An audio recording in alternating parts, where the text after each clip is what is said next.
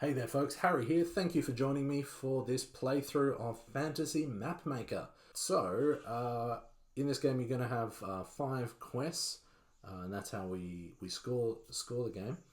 And I'll put the quests on the screen as I just briefly talk about them, so we know what we're aiming for in this particular map. So the first one is a geology quest, which is going to give us 1 point per space. It has mountains and coastline. So these are the spaces in the game. So if one of them contains both mountains and a coastline, we'll get a point. The next one is landmarks quest number 1, which will give us 4 points per space that contains a landmark, yet has no landmarks in surrounding spaces. So we're going to try to keep the landmarks separated. Our next quest is a nature quest, which will give us 1 point per space that contains a river. So we're going to try to have rivers spread out across our map. And the last one is, so spaces earn points based on how many houses they contain. And the most we can get for one space would be 15 points if it has 15 houses. So we're, as part of this quest, we're really going to try to have one space with a lot of houses in it, then there may be a secondary one with a few more as well. And the final quest we have is our wheel quest number 1, where we'll get 4 points per wedge in which we've completed all the features. And we can also play with events. In this case, I'm not gonna choose events for this particular one. I think I actually haven't played the game for a little while, so I'm not ready for the pressure that events bring. But they will basically add an extra challenge to the game by giving more things that we need to think about if doubles are rolled in the game. But we're not playing with that, so we don't need to worry about it. And because so up here we're going to write the quest number, I should say. So geology was 2, landmarks 1, nature 3, and towns 1, and wheel 1. And then we start the game. So we'll start by rolling the dice. We've got a 1 and a 5. Put the 1 and a 5 here. And next we choose we choose which landmark we want to add. Each will have its own either persistent effect or one-time ability. So I could add a castle, which will count as 3 houses, which will be good for the capital quest. I could add a ship, which will let us explore anywhere in the map. So after I've added 1 ship, then you can draw in any space. Otherwise, you can only draw in spaces that already have a feature in them.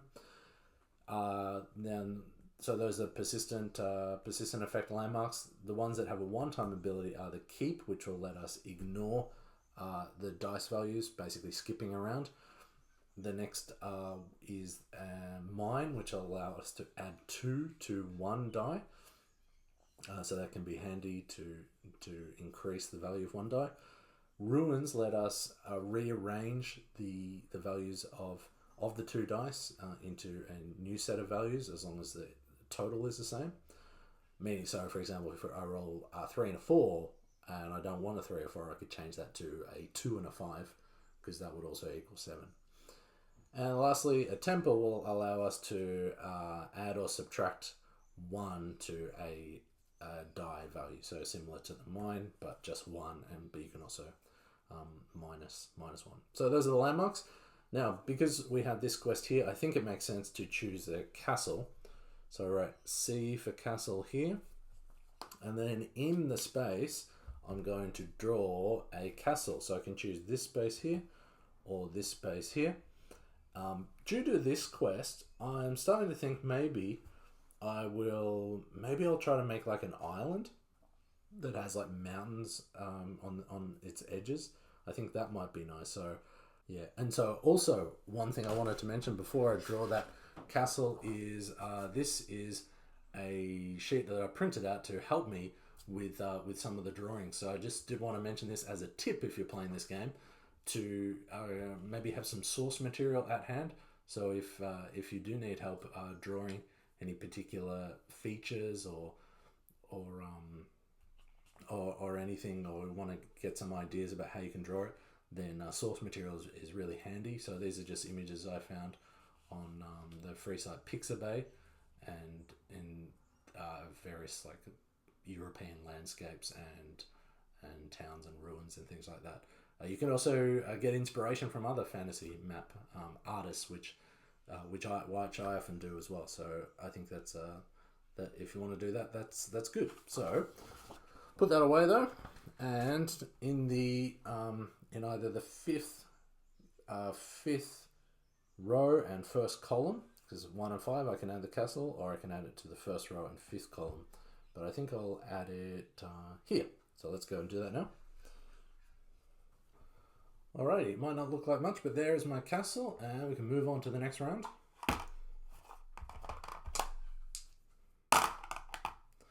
Wow, that didn't roll very well at all. It's a 1 and a 5 again. I need to rethink this rolling system in a moment. But anyway, let's go with 1 and 5. So I can choose to add the 5 to the first wedge. So I can choose 5 mountains, which could be good for our geology quest, or I could choose 1 coastline, which probably wouldn't be that good for our geology quest. So I think we'll go with the mountains. So let's add 5 here. And I'm going to add mountains, and the mountains can have to, at least one part of the mountain has to be in the section, in a space that I've already explored, so it will have to be here, but then I can spread out into new areas, and the number refers to, when it comes to mountains and forests, how many intersections it crosses over. So maybe I'm thinking about mountains kind of going up here.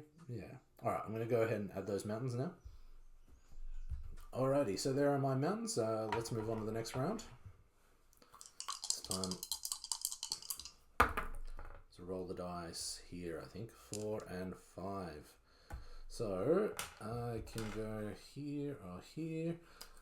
Forests aren't going to do much for me in this particular map, so I think I want to avoid adding 5 forests, because that will consume a lot of real estate in the map, and I think I'll go with 4.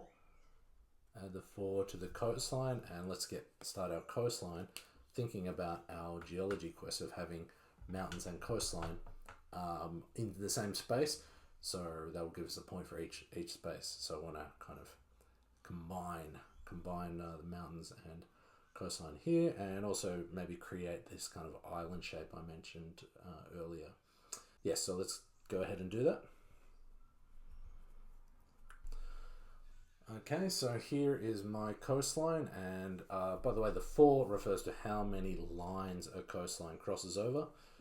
Here is a reference guide here to how the different features work. So we have our mountains and forests. The number refers to how many intersections it crosses over. Coastlines, rivers, and roads refer to how many lines the feature crosses over, and houses, lakes, islands, and streams are just how many of the feature there are, and they have to be placed within a space. Names anything goes, because you can name almost anything on a map. All right, so let's keep going. Oh dear, it wasn't on the table, so it doesn't count. Let's re-roll that. 6 and 6. So if I was playing with events, that would trigger an event here, but I'm not, so we don't need to worry about that. Does mean though that we have to do 6 value road, which is okay, because in this particular configuration of quest, roads don't really have any value, so I can kind of just put it wherever I want. So I'll go ahead and add that now. All right, here's my road crossing over 6 intersections. Let's keep going. 4 and 2. Alrighty. So now I think I will add that forest. And one reason why I want to add a forest is to get closer to this landmark here, because landmarks are always good to add to your map. And let's add that forest. All right, so I've added my forest here, and I've I started individually drawing the trees, and I realized, why am I doing that? Because I'm planning on adding ink to this later, so I don't really need to go into that detail right now. But one thing I wanted to mention is, one concession with the game is that forests and mountains can't overlap the same particular intersection, because obviously a game needs some kind of rules, and that is one of the restrictions in the rules. However, you can, of course, take your own liberties when adding your own artistic details or drawing the map as you like. So I've started to add some trees, kind of drifting up the mountain as well, because that seems a bit more natural for me. And you could always cover the mountain in forest as well later. As long as you've scored it properly, doesn't really matter how you actually design the map and the artistic touches you add afterwards. Anyway, I'll stop rambling and let's see what's next. All right, 6 and 5. So let's think about adding. There's a few good options here. I could add 6 houses or six river. 6-value river would be nice too.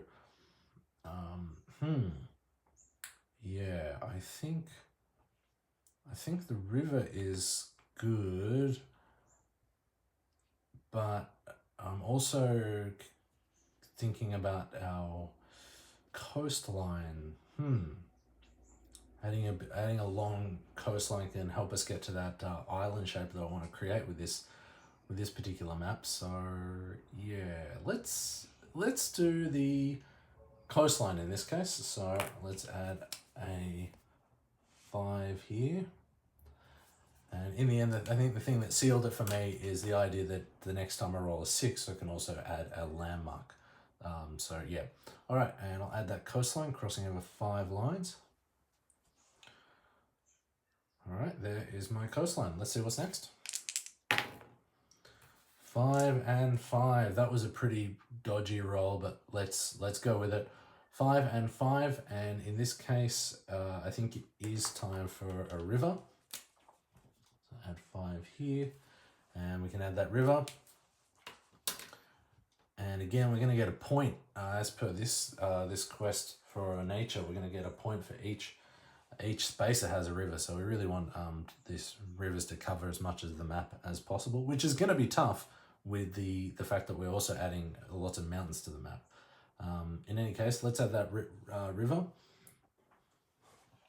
Alrighty, so there we go. I've added my river here. I wanted to mention one thing. You might notice that the river crosses over the road twice, 3 times in fact.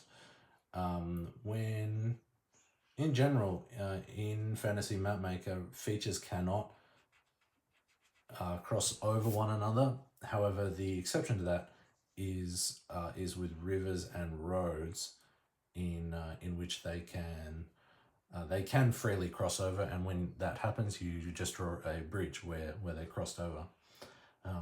And rivers can also connect to the coastline, and you can erase the coastline too. So that's another instance of where they can overlap. But in general, features don't overlap on top of one another. I do need to remember to end this river in a stream later, but for now I don't need to worry about that too much. All right, so there's my river. Let's keep going. 2 and 5 now. Okay, that is pretty good because we can start going into our second wedge, and we can add 5 more coastlines to hopefully create that island shape. And we still have 1, 2, 3 coastlines left after this, so we should have plenty of time to make our island. All right, so I'll add that coastline.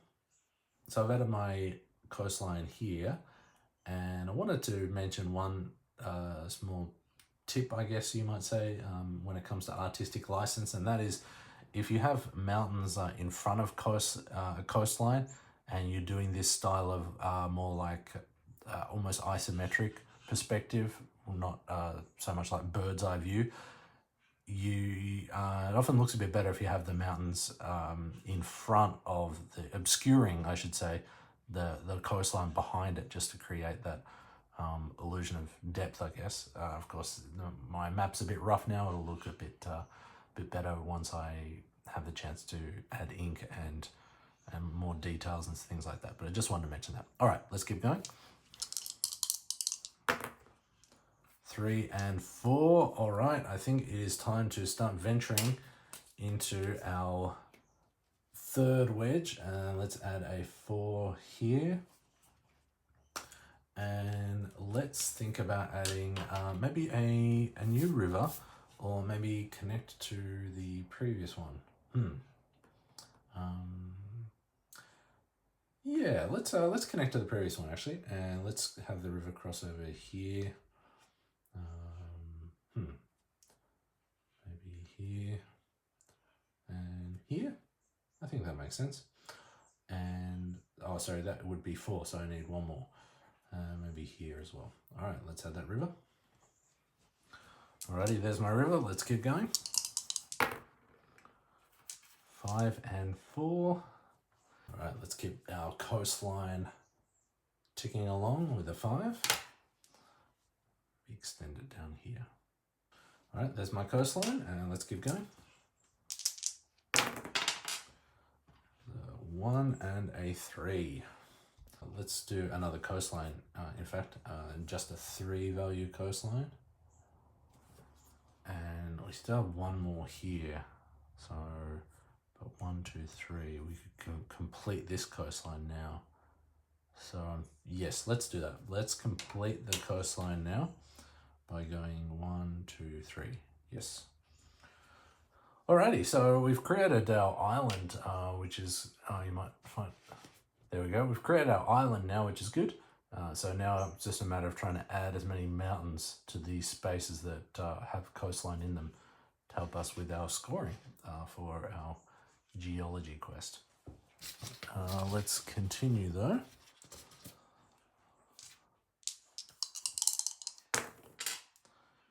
1 and 3 again. That was another weird one where they didn't really roll. Doesn't matter. Let's go with it. And now we can add another landmark. So the way that works is yes, I want to do it. So I put the 3 in the one wedge. So there's my 1 and 3. And for the second number, I roll both dice and I choose 1 to give me the coordinates of the next landmark. Now, if you're playing along with me and you didn't choose a landmark, you would simply choose something else, and then you would then have another turn on this second roll. So placing a landmark effectively takes 2 turns if you're playing with more than one person. Let's go. 2. Oh, so it has to be 2. 3 and 2. All right, so I could put something here, or I could put something, nestle something in there.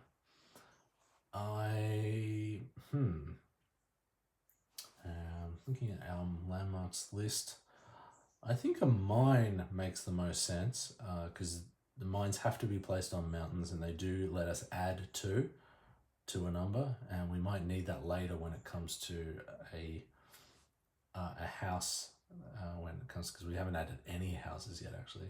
Yeah, so let's do that. I'm going to choose a mine. There's the mine. All right, let's see what's next. Double 4s, and double 4s means I can add the third landmark, which I think is good, or I could add another river. I think a landmark is always good, particularly when we're adding so many mountains, and the map is going to get a bit crazier as we go on and harder to add landmarks. So always good to get those out of the way early. So, and 4 is a pretty good number because we have a lot of space in the 4th column and 4th row. And we'll see what the next coordinate is. So we've got 1 or, double 1s. So I have to place it here or here. All right, I think I'll choose ruins actually. So I'll put 1 here, R for ruins. And this might let us manipulate some dice results in the future to hopefully avoid something wrong happening. So yes, let's add those ruins now. All right, so here's my ruins. I think this will, like everything here, this will look a bit better once I've had the chance to add some ink to it after this initial playthrough. But I do want to mention that this just, I think, shows the value of having source material. This would not be how I typically would draw ruins, but I was looking at this image here of some old castle ruins and kind of using that as a bit of inspiration. And I think it's turned out a bit interesting and a bit different than usual, which I think is a good way to kind of help generate ideas. So yeah, all right, let's keep going there. 1 and 4. Yeah, so I'm going to use the mine ability straight away, in fact, and turn the 4 into a 6. So I place a check mark there to show that I've used it, and then this house is, I'm going to add 6 houses. And so 6 houses, they just need to be in any spaces, really. I could put 6 in the one space, which I'm going to do as to help me with this quest, or I could spread them out if I wanted to as well. So let me go ahead and add those 6 houses. So there are my 6 houses. So at the moment, this space has 6 houses and a castle, which equals 3 houses. That is its persistent effect, meaning there are 9 houses within this space, which would give us 5 points. But if I'm able to add 6 more houses to this space, which might be a bit of a squeeze, but if I can do that, I'll actually get 15 points for this space. So that's something I want to do soon. All right, let's keep going. 6 and 5. All right, nice. And now I've got a couple. I can actually add those 6 houses that I just mentioned before. I can also add the 6 mountains, which I really need for my geology quest. Or I could add a landmark as well. So a few options here, and I think I might do the because there's only one more mountain. I think that's going to be tricky. That's the most important thing, because there are a few more opportunities for houses, but only 2 more opportunities for mountains. So I think I'll do mountains, 6 mountains, and I will add them to one of some spaces that have coastlines in them. So let me go ahead and add those now. All right, so I've added my 6 mountains. I also made a small correction to a coastline here. Now, minor changes like this are totally acceptable in the rules of the game. So all I did was, before, the coastline was more like this, and I just wanted to add a bit more space because it looked a little weird as it was. So yeah, so you are totally fine to add those, to make those little corrections, as long as it doesn't change the actual where like lines crossed over or which space they were in or something. So I couldn't then, I couldn't change this coastline to go up here, for example. But if you're just making something to look a bit more aesthetically pleasing, then that is totally okay.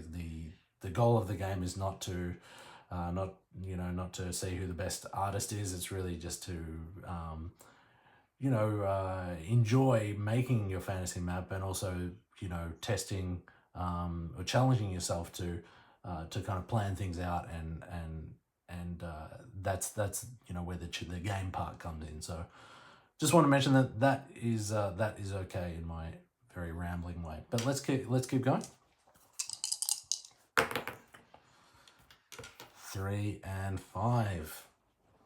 Yes, all right. So I think I am going to do a rearrange. So I'm going to use the ruins ability, and I'm going to change the 3 and a 5 to a 2 and a 6. And I'm going to use that to then go up here and add a 2 here, and add my next landmark. So let's see what's next. So I've got 2. I can choose a 2 and a 2 or a 2 and a 5. That means I can go here, here, or here with my landmark. I could add, and I can choose any landmark really, except for a ship, because these areas are not in the, well, I guess I could add a ship to a river, but I don't want a ship anyway, I don't need that. But you know what, I want to have the ability to just avoid a dice roll if I really want, so I think a keep would be good. And I think with the theme of this map, a keep actually makes sense to go here, because that would be, it makes sense for there to be some kind of watchtower before this kind of castle settlement. So let's go with the keeps. All right, there's my keep. And let's keep going.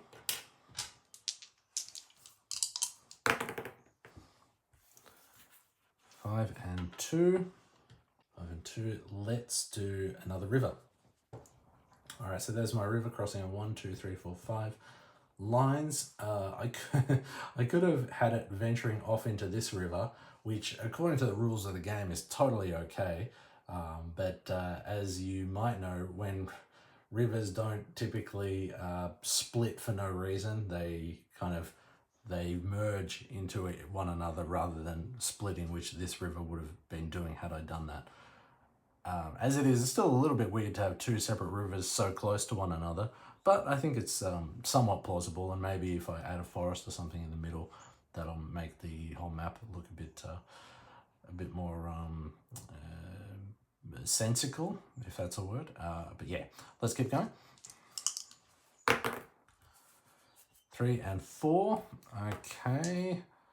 So I've got a few options here. I could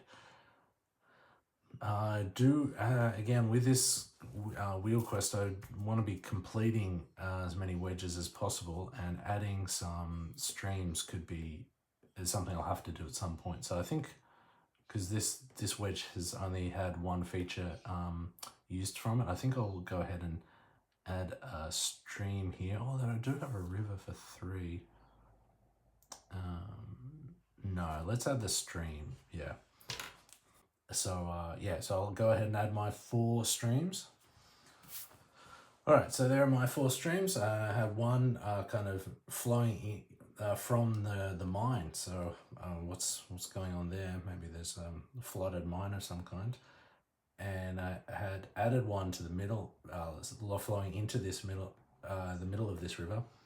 One at the end of the river, or the start of the river, I should say, and one to the start of this river here too. All right, so there are my streams. Let's keep going. 3 and 4. Wow, again. All right. Oh, this is good though, because now I can add another landmark, the final landmark, in fact. Oh, and I just realized I have totally been forgetting my landmark quest. How silly of me. That's really bad. All right. Oh no. So you do need to be careful, because I have totally butchered this. I should not have added these landmarks here, because I won't score for any of these, because they're in adjacent spaces, and you get 4 points for landmarks with no. Actually, that one as well, because there's a surrounding landmarks here. Wow. All right, I've made a real meal of that, but hopefully I can get at least 4 points for this. Hopefully. Particularly if I'm adding a 3. If I add a 3 here, and then okay. All right, so if I add, all right, so let's add a 3. Sorry, 4, I should say, 4. Wow, I've been thrown by that. All right, so I've added a 4 here. And a 6, so I've got a few options. All right, so after much thought, I am going to go with a 6, and let's add something different. Let's go with a temple. All right, and temple's going to let us add or subtract 1 to a die roll in the future. And maybe the temple can kind of be on the other side of the mountains, kind of forgotten back here. So I'll go and add that now. All right, so here's my temple here. Bit of a kind of Eastern influence with this one, and I like the idea that it's kind of hidden behind the mountains. Maybe maybe it's you have to go on a secret pilgrimage there if you want to visit it. All right, so at least I'm going to get 4 points for the landmarks, but I really, this is going to be a particularly, usually an easy way to get a lot of points, but I've totally butchered it. Anyway, I'll move on. Let's see what's next. It's 4 and it was 5. And now is a good as a time as any to add more houses. All right, a bit tricky to see, but there are my 4 houses. Let's keep going. 4 and 3, again, that is a popular combination. Okay, so I've thought about it, and I'm going to use the temple ability to change the 3 to a 2. All right, scratch that. I have changed my mind. I got a bit muddled up there. I'm not going to use the temple ability. I'm going to add some more river, and again, rivers are worth it can give us points. We're going to earn a point for each space it contains a river. So in this middle area, most spaces do have a river already. So what I'm thinking is I'll add one kind of curving around the edge, and then you know, get a couple of cheeky points that way. So yeah, so I'll add that river now, crossing over 3 lines. All right, there is my river here on the edge. Let's see what's next. 1 and 1. Okay. So I could, well, I should use the temple ability really, because I accidentally checked it off earlier and I didn't use it. So I think, yeah, I think I will do that. Yeah, all right. So I'm going to use the temple ability and change one of the ones to a 2. So I've got 1 and 2. And then I am going to add that one stream, I think. No, actually, I'll add the road. I have just one piece of road.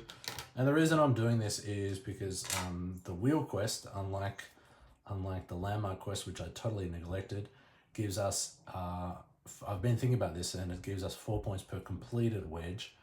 So I really want to kind of be completing these evenly, so I can I don't end up having to end the game early because I've rushed one a bit too much. Anyway, 1 road, and I think that road can just be it can just go up here. Alrighty, let's see what's next. 3 and 1 it was. So 1 and 3. And let's get rid of this mountain, and let's just add 1 mountain, and I think this spot here might be good. Yes, let's add that mountain here, and let's use a bit of creative license and have it actually extend more over this way a little bit, just so it makes a little bit more sense that these 2 rivers would be separated. All right, so there's my mountain right here, and yeah, it kind of makes sense that these rivers are in the valleys between these different mountain ranges. All right, let's keep going. 1 and 6. Okay, 1 is going to be great for forest, I think. Yes, let's do that. Let's add a little forest covering an intersection. All right, here's my little forest here. Let's keep going. 4 and 6 in this case. 4 and 6. So I could add a road or some names which we haven't seen yet. I could add some houses which are going to help us more with scoring. So I think we'll do that. We'll add 4 houses, and if you recall, we only have 2 more houses to add to cap out at 15 and earn the maximum points for this space. So let's add 2 of them here, and we'll add the other 2 somewhere else. Okay, so I've added 2 houses here and 2 here. Right now this is earning the maximum of 15 points, and this is earning nothing because I need at least 3 houses to start earning points for my towns quest. So I'm going to start trying to add more houses to this one. All right, let's see what's next. 4 and 5 in this case. 4 and 5. And we're not going to be able to earn many points for this, so I think now's a good opportunity to add some names. All right, so I'm going to do 5 names, and names can be applied to anything on the map. You can use the border to help you generate names. There are a lot of kind of evocative words around the border. In my case, I'm going to use a list that I have prepared earlier to help me generate some different names for different features and parts of the map. And this is kind of a game within this playthrough. If you can work out what the connection that all these names that I'm adding have, then let me know in the comments of this video. And it will be tricky and probably impossible if you're not Australian to figure it out, but you can try. So I'll go ahead and add these names. Alrighty, so I have added my 5 names. We have the city of Sexton, the town of Mountain, the Hogwoods, the Whitehead Mountains, and the Brown Mountains over here. So if you have any idea about what the hidden theme is behind these names, let me know in the comments. It might be a bit tricky, but you can try to work that out. All right, let's see what's next. 5 and 2. All right, nice. Okay, so now I can add 5 houses. And if I add 5 here, that'll give me 7, which will mean that I will have 3 points for this. So that could be good. Although if I'm able to get 9, I can't get 9. I've done, yeah. All right, I'm going to do that. So I'm going to add, I'm actually just going to add 4 here and 1 somewhere else, because 4 is, I'm not going to be able to get to the next level in that quest anyway. So I'm going to add 4 houses here. Okay, so I've added 4 houses to this town here, bringing the total number in this space to 6, which will give me 3 points. Now, with the last house, it doesn't matter where I put it because it's not going to change the amount of points I'm going to get. So I just thought I'd add it near the mine, just because maybe thematically that makes sense that there's a little miner's hut there. Okay, so what's next? 1 and 6. Okay. So I'm going to choose 6 islands, and I can add them to really anywhere, any ocean part of the map. So there are a lot of spaces I have to work with. So I'll go ahead and add those. All right, there are my 6 islands. And let's see, let's keep going. 1 and 5. All right, and maybe I can add a lake now. Yeah, maybe just 1 lake.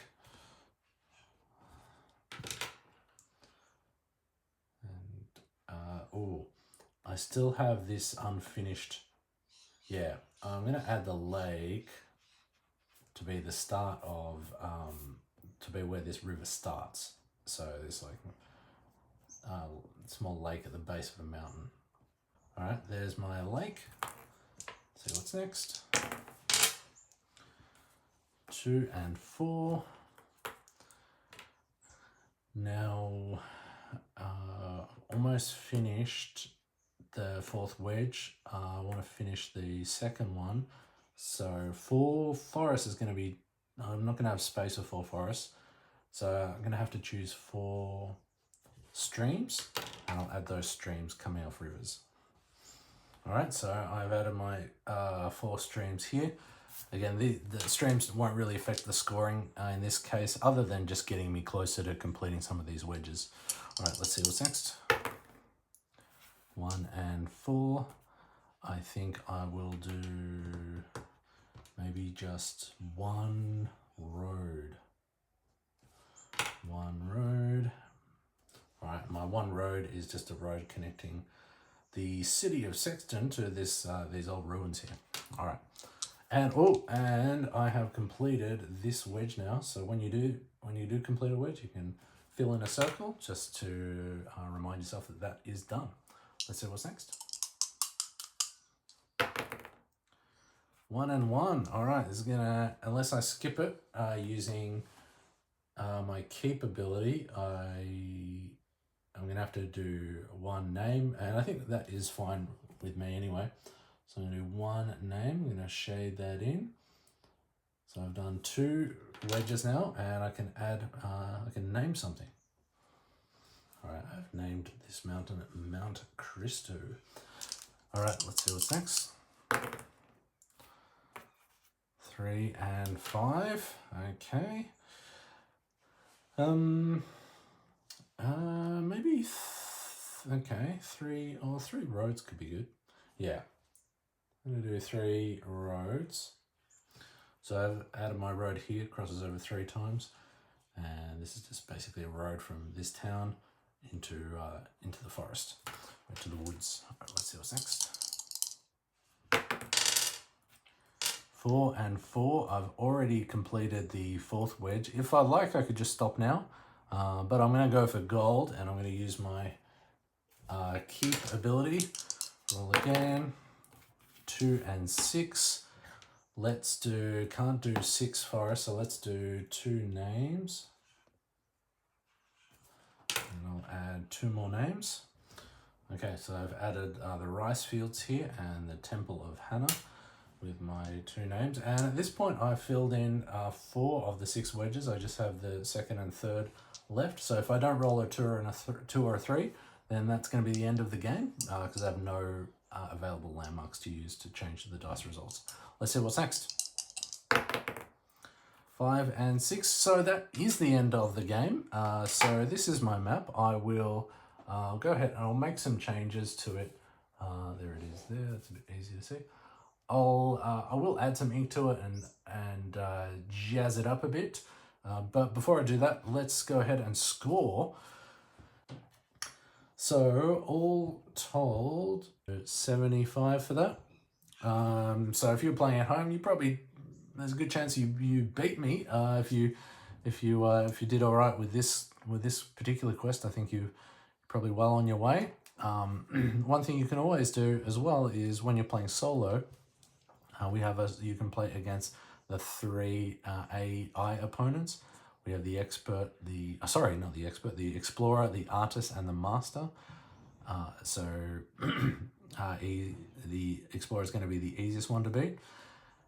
And you can see how they did with these particular quests. So their scores are listed at the bottom of each quest card. So you can see that they're all a little bit different. If you can see that there. So I'll go ahead and I'll add those up just to see how well I did against the AI players. So give me a moment while I do that. Okay, so I've added up the scores for the Explorer, which is 71. One thing to make things easier with calculating the other 2 opponents is you only need to add 10 points for each additional one, including any triggered events. Because we didn't play with events in this case, then we don't need to worry about that side of things. So, for example, if there were 2 events triggered, we'd add 10 plus 2, we'd add 12 to each score. But in this case, we don't need to worry about it. So the Explorer earned 71 points, the Artist earned 81 points, and the Master earned 91 points. So we weren't able to beat the Artist or the Master, but we could beat the Explorer in this case, even though it didn't do well with the Landmarks quest. All the other quests I did pretty well at. So, who knows? If I had really done well with that, I probably would have got closer to even the Master score, which would have been a decent effort. But I think that will be it. So I will go ahead and finish inking this map, adding details, and I'll show you what that looks like in a moment. And this map is going to be part of the Fantasy Map Maker map pack, which is a supplementary resource to help you with your with getting ideas for your own maps, or just to see some different artworks made using the game. And that will also be available if you look at the links in the description to this video. But other than that, thank you for watching, and I will catch you on the next one.